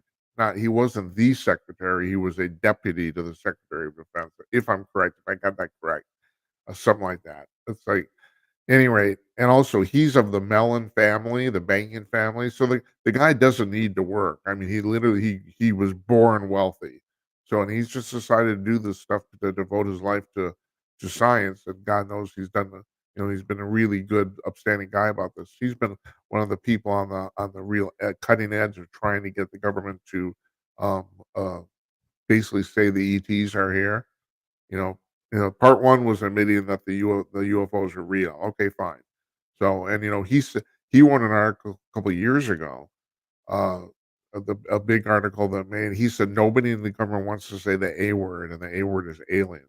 Because yeah, if you got UFOs, they're only from three possible places. Either we're making them and we're not telling people, or Russia or China or another country on the United States is making them, which is unlikely because we have about the best technology on the planet here in the United States. Or the third thing is that they're from not from Earth. And if you look at those three scenarios, it's almost certainly number three. Now, I have said this before, and I think a lot of the stuff that the pilots, or the Navy pilots, have been seeing, I think that they um, a lot of those things are actually ours, but we have them because of reverse engineered technology from crashed alien spacecraft. In other words, so we have them because of ET because of UFOs. But I still think that a lot of them are ours. So we've actually re-engineered some of the stuff, and we're developing it. Now, people who know the military say you never do that. You never test them in front of military people. And I think that's one of the very reasons maybe they're doing it, even though supposedly that could be dangerous. But whatever. That's my theory. I'm sticking to it. Anyway, Christopher Mellon he's no one in the government wants to say the A word. And the problem is that these UFOs or UAPs, what they're called now, um, are almost certainly not from Earth. So okay, so if they're not from Earth, that means they're from somewhere else. So that means they're quote unquote extraterrestrial, and that means extraterrestrials exist. But nobody in the government wants to connect those dots because they're afraid or whatever. Anyway, here's the deal. So Christopher Mellon wrote an article on the debrief. That's at thedebrief.org. It's a science website um, for kind of like Defense Department people and defense contractors. We've got a call here. I'm going to take this. Hi, hello. You're on the air. Hey, it's me, Think. I wanted to jump in on this whole UFO thing that you were talking about. Yeah. If it's okay. Are you driving? I've been. Yeah, I'm sorry. Is the audio really bad? No. It's Audio it's really good bad? enough. I was just curious. That's all. No, we can hear you. Okay, awesome. So I've been watching this television show called Three Body Problem. Yeah. And it's an incredible. I don't know if you've seen it, but it's an incredibly scientific show about aliens and the contact with us and aliens, if Yeah. it were to ever happen. But they break it down very good. But there's a concept in that show called the dark forest, and what it mean, what the concept is that the reason why aliens don't come out and say, "Hey, we're here," and talk to us, is because the whole universe is like a dark forest, and if you come out and you say I'm here, then the people or animals that want to attack you know your position now. Yeah. So then that would mean that they could easily find you and attack you and eat you or whatever they're going to do to you. So that's why aliens don't come out and say, "Hey, we're here." But at the same time, if you really think about this, if aliens were to come here, it would not be on a friendly level. Throughout history, human history, every time a discovery is made in terms of finding a new civilization, it never turned out good for that civilization. Just look at Right. America. That's very This true. country was, yeah, I mean, look at the Indians. They're not, this country was taken over uh, from the Europeans. They came here and took it. But it's not just this country, it's every civilization is the same thing. So basically, if aliens were to come here, it's not on a Star Trek level where it's a friendly thing. They're trying to learn about us or just to learn about us so that they can document and be friends with us. They're most likely going to come here for some sort of wealth or natural resource that they need from us. And if they've been studying us, it's to find our weaknesses so that they could easily take over. I hate to say it in that way, but it No. seems like that's more, yeah, it seems more accurate that would be the outcome. Well, I'm The very familiar aliens with come this here and thing. try to be friends with I've us. never seen the show. The show's supposed to be excellent. That's what I've heard. Um, but I've never seen it. But there's actually two different ways to look at this. That's one way to look at it. Here's another way, and that is if you have mastered science to the point that you're capable of interstellar travel on a practical level, that means you've also mastered an enormous amount of energy. You know how to process energy, and at that point, you have a society where that's no longer a problem anymore. And if you can process energy like that, that means you can actually process matter. And my point is, if that's the case, you now have a society that has no material needs. So at that point, the counter argument is you will not be coming here for resources because you don't need any. At that point, you're just explorers. But I mean, I don't know what's true. I mean, the argument that you talked about that's in the show is very valid. I know that. I mean, but there's two different ways of looking at that. That's my point. Now we have Kathleen Martin coming on the show next week, and she says, like a lot of other people who supposedly know about this problem, she said that it's a mixed bag. Some of the aliens are benevolent and are coming here simply to explore, and some of them are coming to rape us. That's what she says. So I don't know. I mean, you're not talking about one single monolithic civilization. You're talking about a whole bunch of them. So my guess is both of those things are probably true. Yeah, yeah. It is possible that if the alien race is so advanced that they don't need anything from us. But I'm sorry. It's kind of hard for me to. I hope so.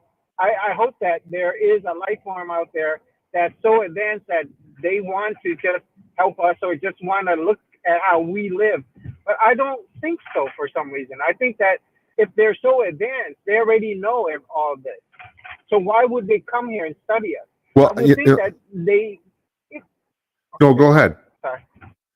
That's a good question. And here's a possible answer. Because I was talking to somebody, I can't remember who it was. A friend of mine says, who watches the show, he says, well, Jim, if why would you need, if you're coming here to abduct humans, why do you need to do, and he's being funny, but not really. He says, why do you need to do 5 million anal probes? After like a dozen of them, don't you know everything you want to know?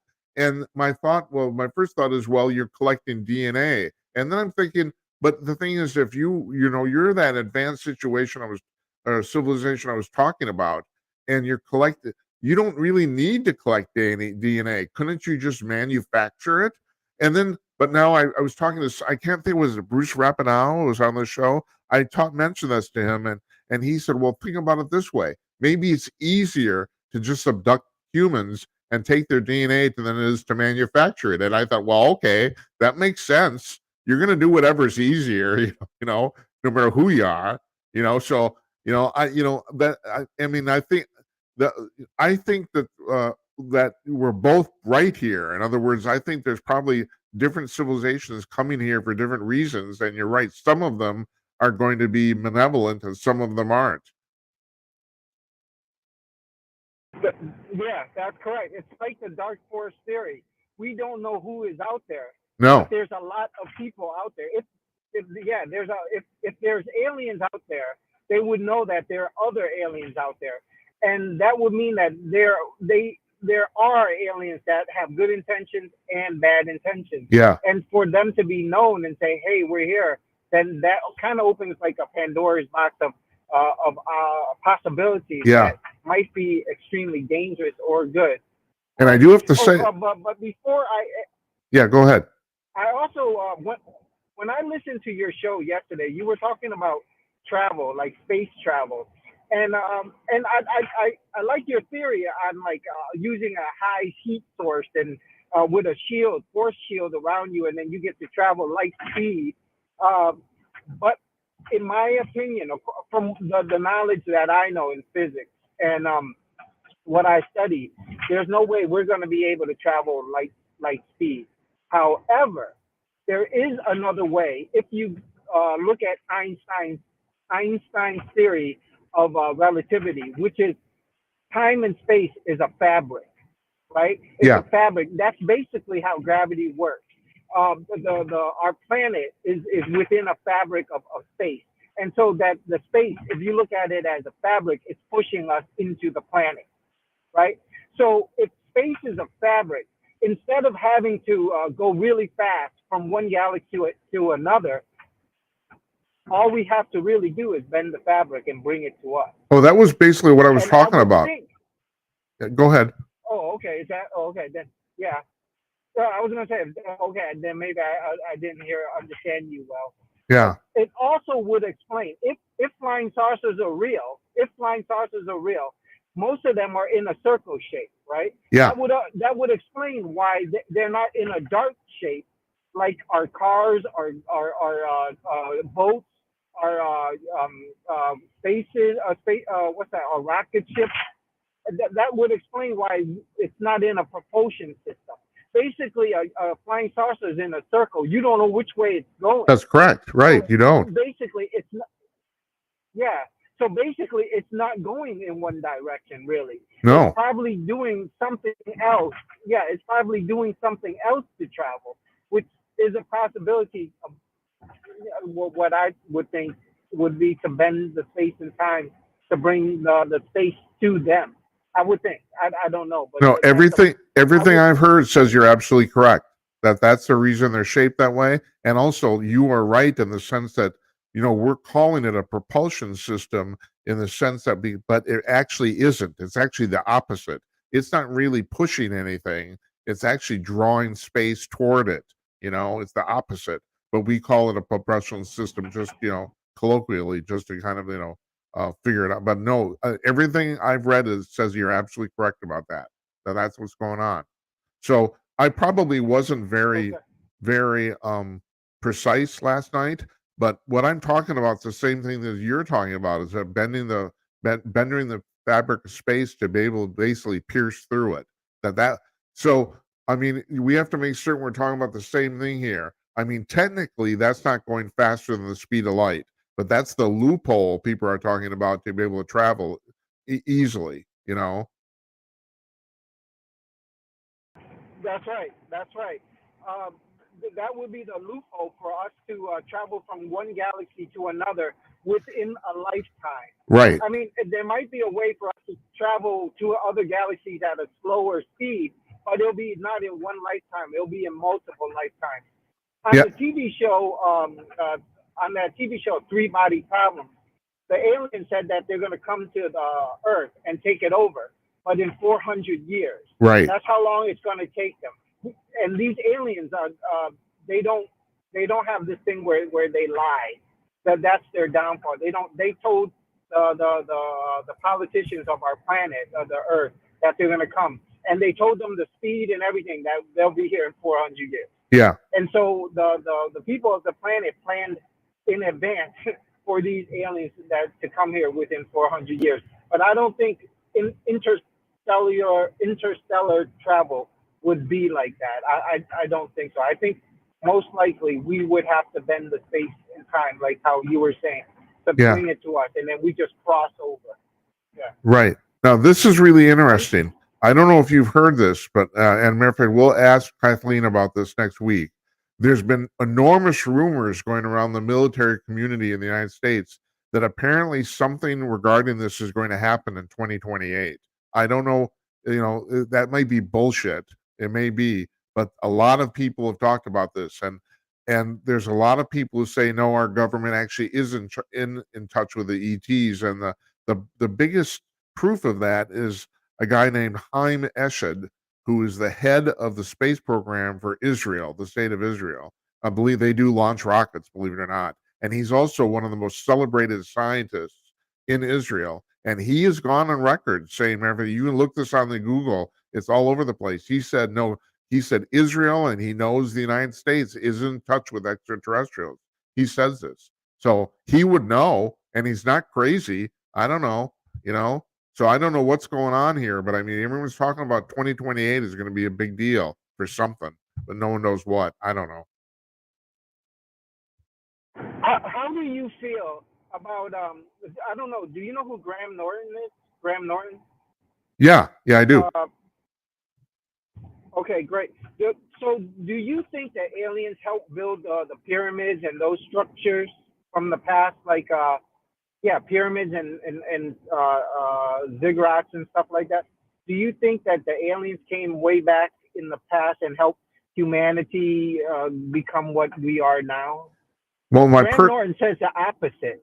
Yeah, and that's my feeling too. My personal feeling is maybe they did, but I don't think they built that shit. I don't think they did. I think we did that. There's only one possible. I don't know if you've heard of a place called Pica Pinchu in Chile, which is different from all these other sites because it looks manufactured. It actually looks like it's artificial. That may be an exception, but other than that, no, I don't. I think the Egyptians, I think they built. I don't think. I think humans did all the stuff. I do. I don't think it's beyond us at all. Especially if you have 100,000 workers, you can do it.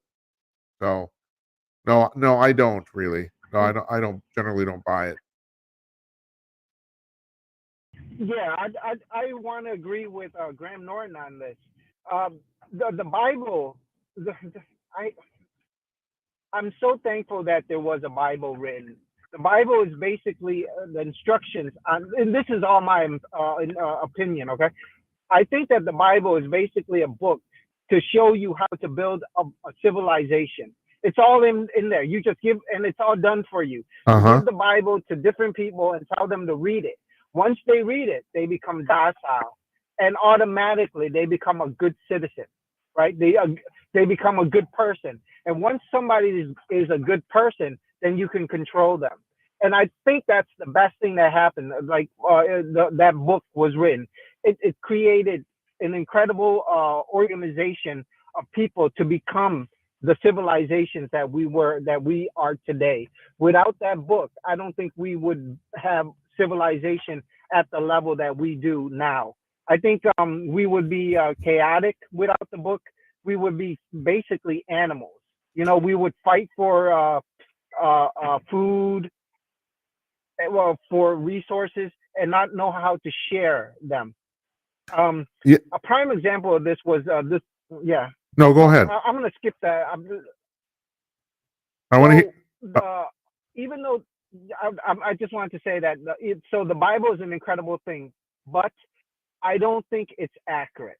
So I rather believe scientifically that the Bible says that God created the planet 6,000 years before Christ. Yeah. But scientists say that the planet itself, our planet only, is 6 billion years. Right.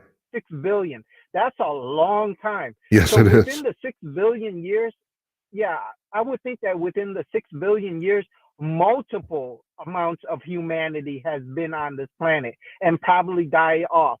And you were talking about this earlier about the Dubai and global warming, whether it's man-made or not. And you see it happening in New York here. I'm in upstate New York. In upstate New York here, we're starting to get earthquakes here. It's becoming worse and worse. And most likely, I think we're on the threshold now of something happening, and it's going to wipe us off soon too. Our society is going to be wiped off, and the ones that do survive is probably going to rebuild again, a new humanity, All right, just like it think. was in the Let me ask you something, Think, because this Go is ahead. really kind of a contentious thing. Everyone seems to agree there were civilizations well before, like, the current one, but do you think they had high technology? Some people are thinking that maybe there were humans back, half a million years ago that actually had a technological civilization. Do you think that? I don't know what to think. What do you think? Yeah, so I agree with Graham Norton on this one as well. Now, it depends on how you categorize technology. That's true. Like our current civilization, yeah, our current civilization is we use combustion engines, right? Right, We use machinery to do things, to lift things. right. But what if in the past they didn't do that and they learned how to control the elements? They found a way to control the elements itself, or manipulate the elements. That was their technology. They use sound to move things, for example, or they use sound to move objects or control the weather, to do things like that. Maybe that was their technology. So uh, I believe that they had a different level of technology than we do now. If quantum physics itself says that if says that there's no real solid structure. Like we say this is a table because we call it a table. But if you get rid of the terminology, it really could be anything. I don't know how to explain this No, other than that. I know what you're There's talking about. Right. yeah, Yeah. That's a yeah. that's a So common thing. there's more. Yeah, that's right. So they're the way that they developed their technology was much different, and that would explain a lot of things. Well, it doesn't explain it completely, but it would make more sense that it would explain how they built these things, these structures that are these incredible structures that even we in our current society have problems with, like the pyramids. Like Yeah. these are 100-ton uh, uh, stone stone objects that they move from a far location, hundreds of miles away, to build these pyramids. And Graham Norton also said that the Egyptians didn't build the pyramids; they basically moved into the pyramids. So they found these structures already made, and they moved into it. Yeah, And I've heard that too. it would yeah, yeah, and I like his interpretation of the Sphinx. He said that the Sphinx at one time was a lion. So Egypt at one time, Egypt right now is a desert, but a long, long time ago, it was like an Amazon forest, Right. right? It was like an Amazon forest, and that would explain how they know that there's lions, because there's no lions in the desert, right? Yeah. How did these people know what a lion looks like? So there at one time there were lions there, and whatever civilization was there, they idolized this animal, and so they built a structure of a lion to represent that animal and their god or something along those lines. And when they died off due to some apocalyptic event, and the Egyptians moved in, they saw the lion sculpture and said, "This is an incredible animal, but let's cut off his head and put on a pharaoh's head to show that the pharaoh is as powerful as a lion." Yeah. Do you understand? Yeah, No, I do. and that's why he said, yeah. So basically, most of these structures were not made by the people that occupied them now. They were built by previous civilizations that we don't know about, that have been died off. And the way things are going right now, it looks like we are about to die off. And the ones of us that do end up surviving are going to be the next group, and they'll probably have a totally different technology as well, Yeah. other than what we have. I think Yeah. we have to save all the hot There's women. I'm just what's joking. that? I'm Sorry. sorry. I said I think we need to save all the hot women. That's what I said. Just a joke. You Little have joke. to if you want to. Yeah, you kind of have to. Little joke thing. That's all. Hey, Yeah. Just no, go ahead. go ahead. I'm sorry. No, you go ahead. No, I was I was gonna say, have you seen those little statues of women? How they found from ancient civilizations? They have these little statues of like these. I would think they're fat, and they're like fat women with these huge breasts Uh and huh. like a really big butt, and that was considered hot woman for them, and they would idolize this. But over time, that changed to what we consider beautiful these days, which is a thin woman, Well, right? but think I don't know why. even 300 years ago, the ideal feminine form was fat. I mean, because it showed you were wealthy. If you could eat that much, you obviously had wealth. So that was considered, that was only 200-300 years ago. You know, we're the first civilization basically that seems to value thin in terms of beauty. That's relatively recent. That's right. That's right. That's right. You Yeah. don't. Hey, I also think that we're no, go ahead, please. I was going to say that I think we're changing in terms of that belief. I think that we're starting to want bigger women now. In terms of the women, I know the men are different, but in terms of the women, I think we are wanting bigger women. I'm starting to It's see no, no. women I agree with you. bigger. If you look in culture, and especially you go on TikTok, yeah. I mean, this thing with the Kardashians really started something. It seems like right now the ideal female form is very large butts and very, very large breasts. I'm on, I get on YouTube, and you see these YouTube shorts, and the right now the ideal female body seems to be women with enormous breasts. I mean, it's just like unbelievable to me. But I mean, I think you're totally right. I think it's changing. I totally agree with you. Yeah, yeah. And it used to be a skinny waist, but now I'm thinking the waist doesn't even matter now. No, It's just big breasts and big butt, just like those statues, right. right, from back in the days. Yeah. Yeah, Yeah. things change. I don't understand. Yeah, I don't understand women why they do some of the things that they do. Like they wear these high heel shoes. I don't get that. And then there's these nails that they have these super long nails, and they do all kinds of weird designs with them. Like they put Hey, ornaments on them. And I look at, yeah, think, are you a straight man?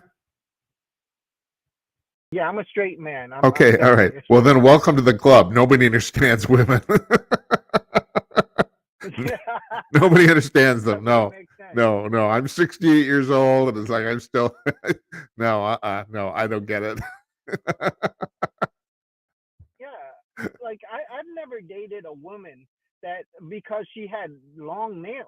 I've never looked at a No, woman. In fact, if yes, but they yeah, think that's in important. fact, every yeah, I don't. Yeah, and they find it important. That's right. Yeah. And these women wear these high heels to be tall, and I've never wanted a woman that's tall, or I just don't understand that. And the makeup thing, I don't get either. So Well, yeah, women kind of they're weird creatures to me. welcome to the show. Think. Look, I tell you, we've only done 100 shows here, but I'm not fooling anybody. I mean, this show's for guys. I mean, who am I kidding? It just is. So, and that's fine because we need something. We're all So toxic. so Yeah, go ahead.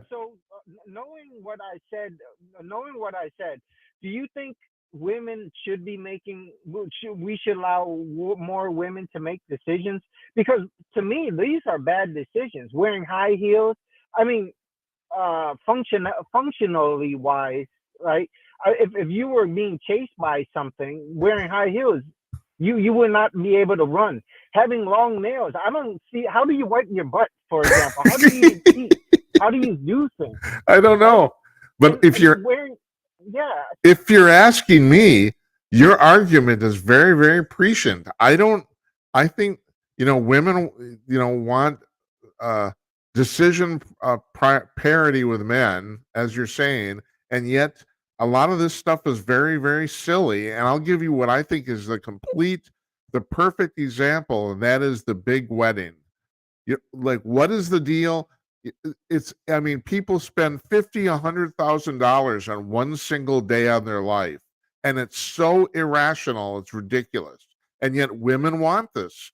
I don't know any men that want big weddings. I've never, and I used to be a DJ. I've DJed hundreds of weddings in my youth. I did hundreds of them.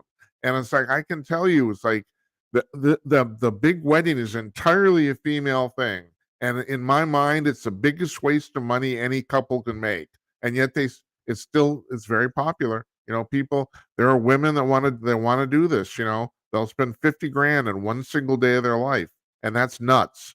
I mean, you're talking about decision making. That's crazy, but whatever, Yeah, I agree 100%.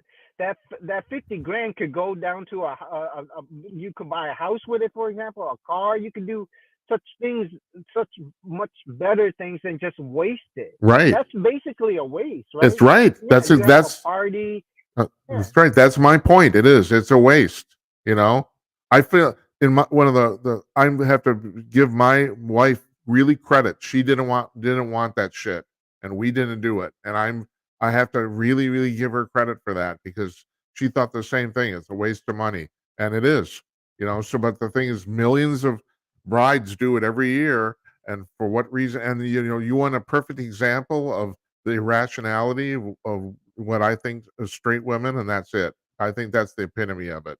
But so I mean, I'm sitting here, I'm bitching, and there's probably somewhere women are never going to watch this again, and I guess that's fine. I mean, like I said, I'm not trying to. I mean, I know who the target audience is here, so whatever. It's like, but I am totally with you. I don't quite. There's a lot of stuff I still don't understand. Hey, I'm not saying all women are like that. I'm not saying all. There are smart women, but the fact that so many of them make these silly choices, yeah. it kind of makes me question, a women's role in society. Hey, because of these. You have to forgive me. I cut because Yeah. a couple of weeks ago I cut you off, and I have to do it again because we have to end our show in 3 minutes. But I'm going to leave you with this, and that is, I have a friend of mine who has this theory, and I think he might be right, and that is, in like 20 to 25 years, he calls it the war of the sisterhood, because, like you said, not all women are like that. Some of them actually really think very well, and he thinks there's going to be like an interscene sex war between the women who can think and the women who can't. And it's a very interesting thing. And I'm going to leave you with that. You call back again, and we'll have another conversation. Okay? I like talking to you. I'm glad you called. All right, thanks. But yeah, Thanks for having me on. we got to get off at 10 at midnight here Central Time, and so I got to do this in 3 minutes. So I appreciate it. Thanks for calling. Really. Yeah, I'll talk to you. You call again. Okay? Okay, thank you. Yeah. Take care. Bye-bye. Bye-bye. Yeah, that's Think. Interesting guy. Really interesting guy. I love it. I actually love it when he calls. But yeah, our show can't go over 2 hours because of our distributors. And so when we're coming up on 2 minutes here. So I'm gonna end this. We're off. We don't do Fridays here regularly. We're gonna do Monday through Thursday, but we're off next Monday because of studio upgrades. So we'll be back next Tuesday with Ed Morrissey. I want to thank Leigh Richardson for joining us tonight. Great conversation, great woman. She's terrific. She's fantastic. Not like the women thinking are bitching about. It's terrible. Oh, my wife is going to watch this now. She's going to be so 90 mad. seconds. Yeah, see, we got 90. I don't know if you heard that. We had 90 seconds to go. So anyway, thanks for joining us, everybody. Really appreciate it. Good night, Uncle Donnie. Good night, Esperanza. And good night to you, wherever you are. We'll see you on Tuesday. Take care.